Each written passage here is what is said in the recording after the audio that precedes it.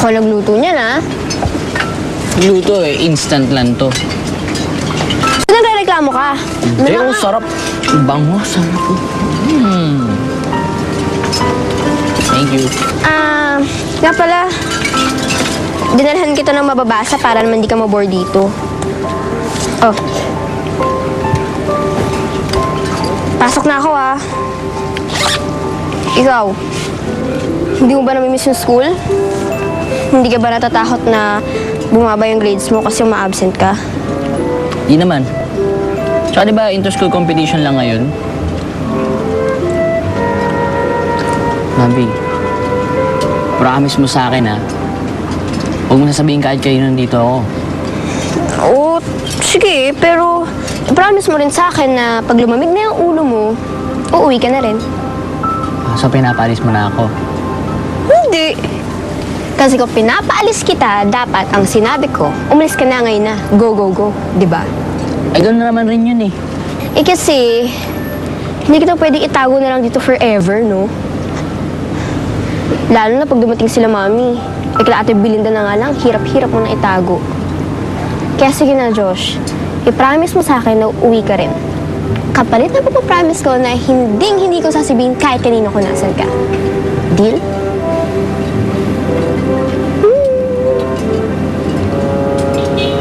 Sige. Deal. Okay. See you later. Busin mo yan. Sarap. Oo.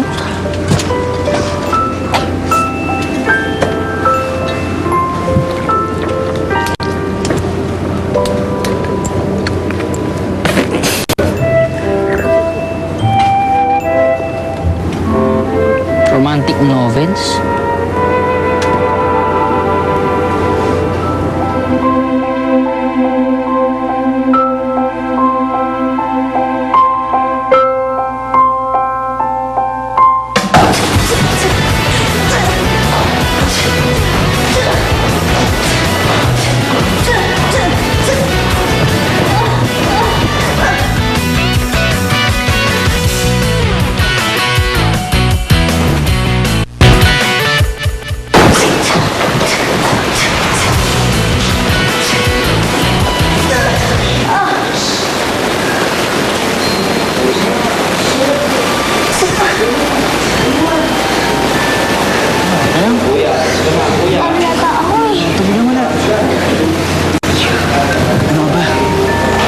Susunod na rounds pa.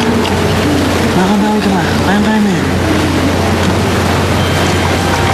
Pero babe, hindi ko na matapos yung laro mo.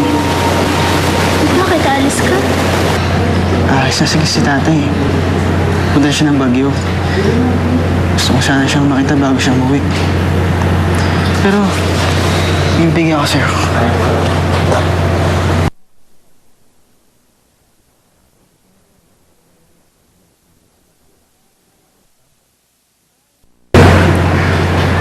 Good luck. Kahit wala ako, isipin mo, nandito na ako yung para chill ka. Okay? Salamat, Chico. Basta tandaan mo, isa kang Manny. Isa kang David. Magaling ka. Kayang-kaya mo yan. Okay?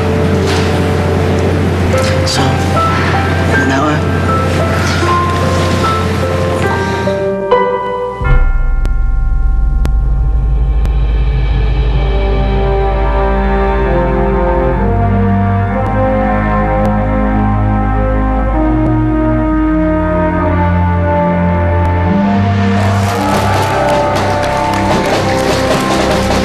Ibang klase talaga itong best friend. Kahit nahihirapan, pinipilit niya. Kahit nahihirapan, pinipilit niya pa rin. Nagpaparinig ka ba? Hindi. Sinasabi ko na kahit nahihirapan siya, pinipilit niya. Wait. Pinipilit mag-basketball yung gano'n. Wala naman kasi.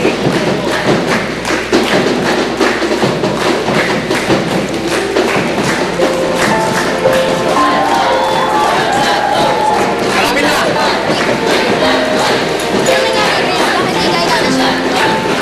Kaya kasi, dami mo tuloy na miss. Na-injure kasi yan. Tapos kahit nahihirapan siya,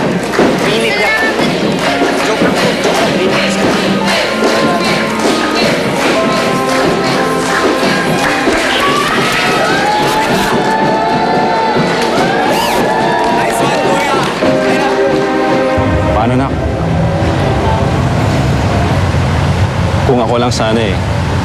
Ayoko muna kitang iwan. Kaya lang hinihintay ako ng kapatid mo sa Baguio. Tawagan mo ako kung may problema man o kung ano man. Hindi kami nagkatuloy ng nanay mo pero lagi mong tandaan. Nandito ang tatay mo para sa'yo. Pasensya ka na. Hindi mayaman ang tatay mo. Wala akong maibibigay na mag-aarbo sa'yo. Pero, matagal-tagal na rin to sa akin.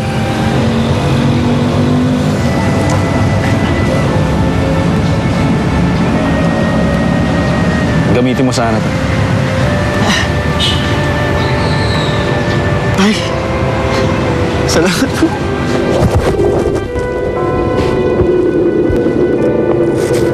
Sandali. Sandali. Pa-picture nga. Sa gwapo kong anak. Sandali. Siyempre tayo ako rin meron. Siyempre, kailangan daw. Siyempre, aalis ka na. Kailangan meron din ako. Ayos to. Sige tayo, kayo muna. Ako muna. Tatay ko talaga, oh. Tayo tayo rin. 1, 2, 3. Okay. Ay.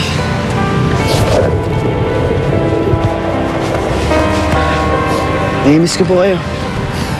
Tawagan mo lang ako. May problema, ha? Sige. Isang tawag lang. Galingan mo, ha? Sige tayo. Magaling ka na. Sige po.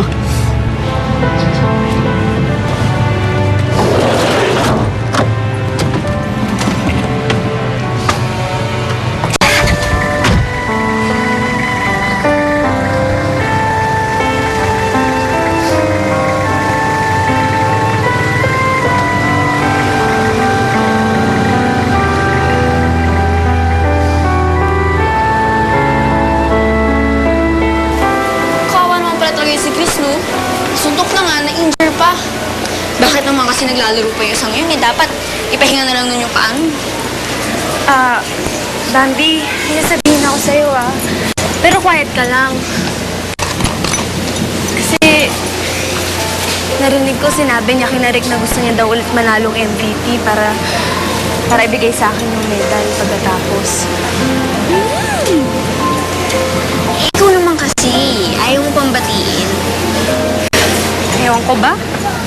Guguluhan na nga ako Alam mo, naaawa naman ako sa kanya Kaso pag nakikita ko sila ni Leslie, naiinis lang ulit ako. Eh, kasi nga nagsiselos ka. Hindi kaya. Naiinis lang ako kasi naaalala ko yung mga nangyari nung kami pa. Na lagi niya naman akong nile-let down. Alam mo, mas mabuti pa nga kami nung bago ko siya sinagot Mas masaya pa kami.